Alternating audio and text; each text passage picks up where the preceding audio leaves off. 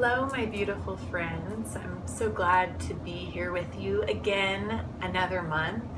I'm so grateful for all of the feedback I've received about last month's video and the 7 days of summer self-care that recently just ended. And for those of you who don't know what I'm talking about or who I even am, my name is Danae Fenty and I am your conscious lifestyler. So I provide tools and resources, exercises and experiences to help guide you to your most optimal well-being, physically, spiritually, mentally, and emotionally. And so each month I share a different topic or theme that's just another way to connect to your lifestyle in a more conscious way. And I like to teach what I've personally learned and grown through, since I believe that experience is the ultimate teacher. And so each month I'm drawing off of what's going on with my clients, what's going on with me personally, and what's going on collectively. And so the topic for today comes from all of that inspiration. So I follow a website called The Power Path, and they offer monthly updates on energy forecasts. So what is the collective energy and what could we expect to feel drawn to or, want to pull away from.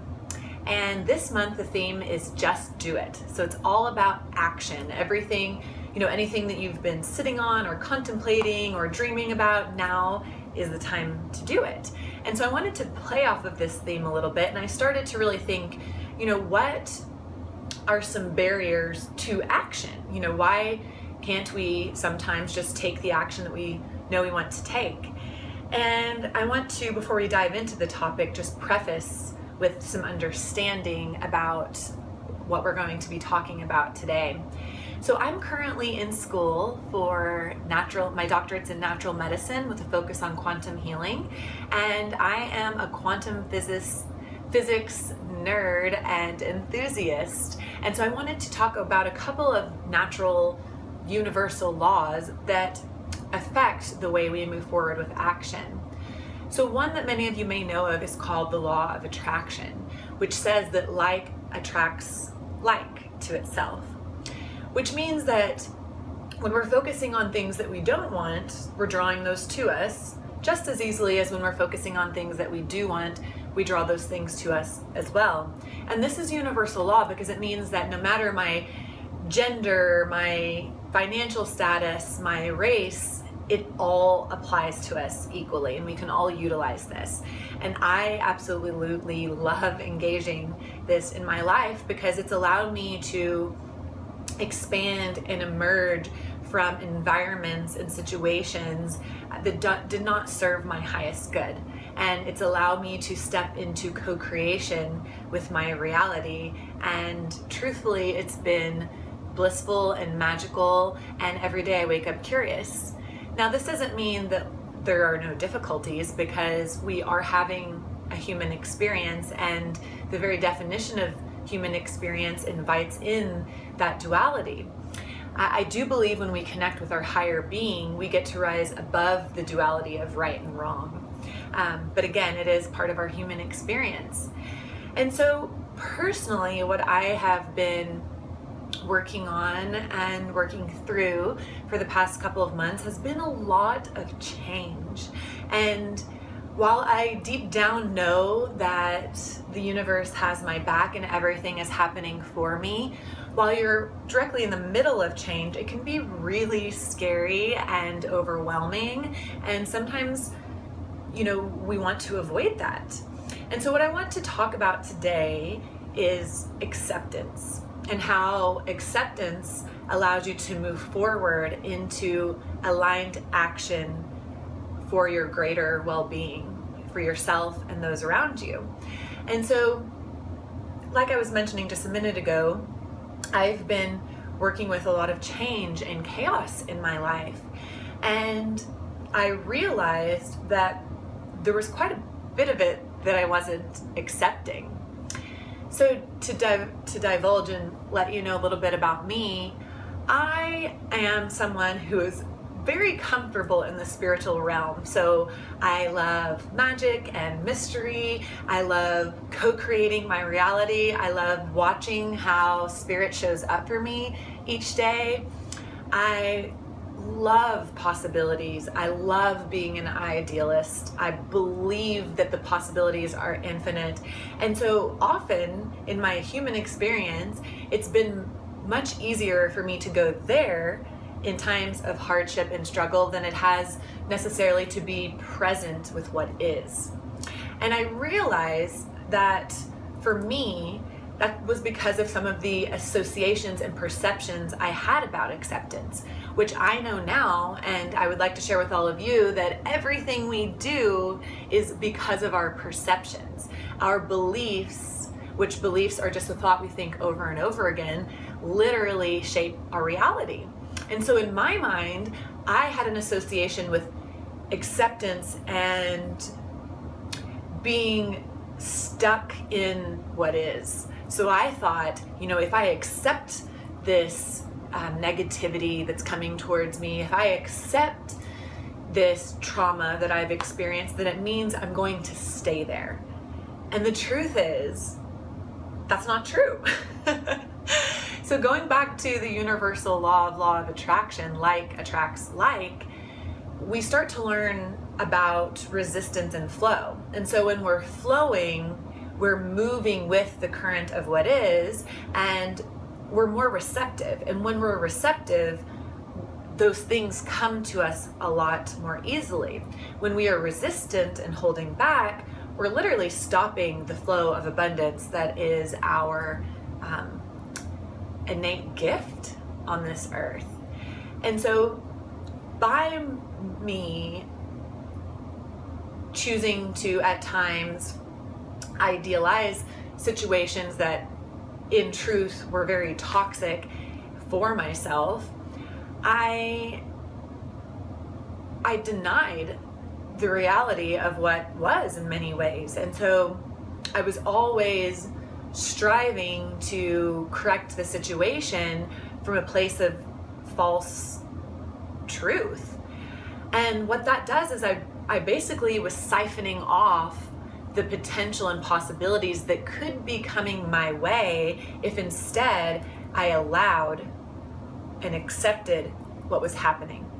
Because the truth is when we allow and we accept what is, we actually open up the vastness of possibilities that can flow into us. When we have, really strict ideas or complete denial of what is, it's like we're siphoning off those possibilities and leaving just a little bit of room for, abundance to come through.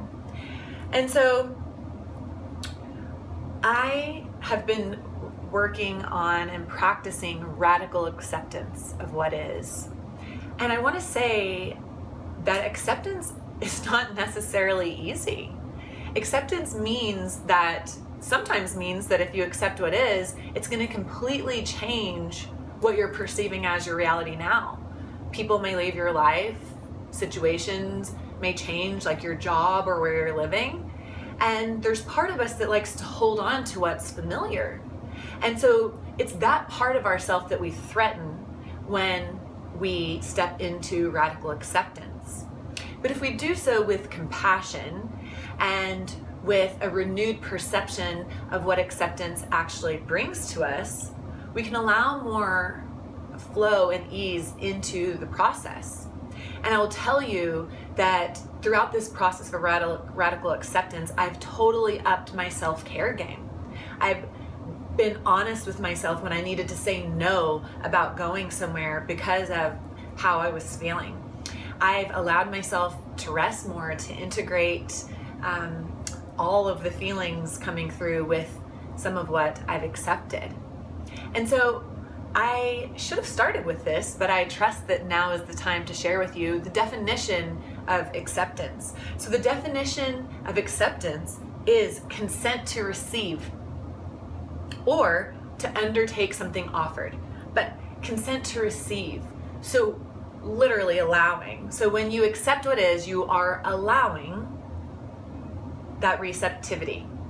And I think that is such a beautiful thing to remember. This definition doesn't say acceptance means lying down on your back and taking it, pardon my extreme example, but that's what I was associating it with. And so I know that I'm not the only one out there who allows themselves to be in places of denial with situations that are going on in their life. But in truth, denial is just avoidance of the feeling of what's happening. One of the most radical acceptance that I've practiced in my life is realizing that nobody was here to save me, that I'm here to save myself. And I had expectations on my family and what they were to give me. And the truth is, I had to accept that they didn't have what I needed to heal. I had to accept that for myself to heal, I had to take radical responsibility and provide myself with radical self-care. And so in accepting that, it's totally transformed my relationship with many of my family members. It's allowed me to see them as they are. It's allowed me to accept them as they are and to see their innate gifts. Because you see, when I wasn't accepting this, I was looking at the relationship and looking at them through this lens of not being there for me. And in doing so, I was resisting and siphoning off those relationships. And I have to say that allowing myself to accept things like this has provided so many miracles in my life. It's so wild how the moment that there's this radical acceptance, that things just begin to shift in ways that you could never even imagine. And so to reiterate what acceptance does for us is allows us to let go of resistance. It allows in more possibility, and it inspires aligned action so that you know where to go next. And so I appreciate you listening today about what I have to say about acceptance. I hope there are one or many things that you have connected with today.